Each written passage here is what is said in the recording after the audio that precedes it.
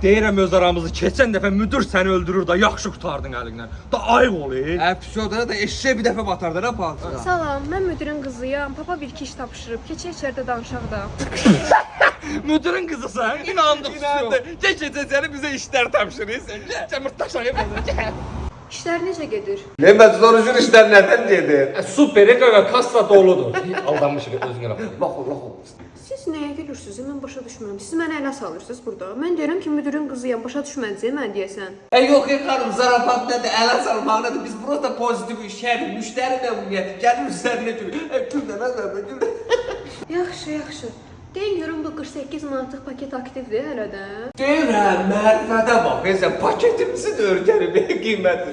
Sən niyə danışıb gülmüsən? Yaxşı, kassada nə qədər pul var, hamısını verin mənə. Papa xəstədə gələ bilmir. Müqavilə imzalamalıdır. Təcili mən ödəniş eləməliyəm. Bax, gəldi əsas məsələ, kassadan pulları ver. Yer gelişinlə məşğul ol, Türk kinosu çəkirik burada. Hərəsi müdür gəlir gündə bir dənə gimnaziyasından gəlir ki, mən müdürün qızıyam, mən müdürcəyəm. Mən də müdürün əsl balasıyam. Deyərsən biz səndən mırtdaşırıq, özdə ən çox mən mırtdaşıram.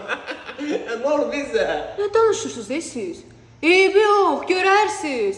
Mən elə sənin başıma oyun açım, sən də bax. Eybi yox, indi mən papa ilə danışaram. Bax, qorxduq, sən də qorxdun, Mehmet, qorxdun sən də.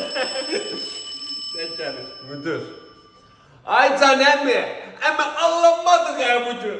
Bu gün allanmadıq. Küçük gədə mənim qızım gəlib ora, mənim 100 min işim batırsa görə.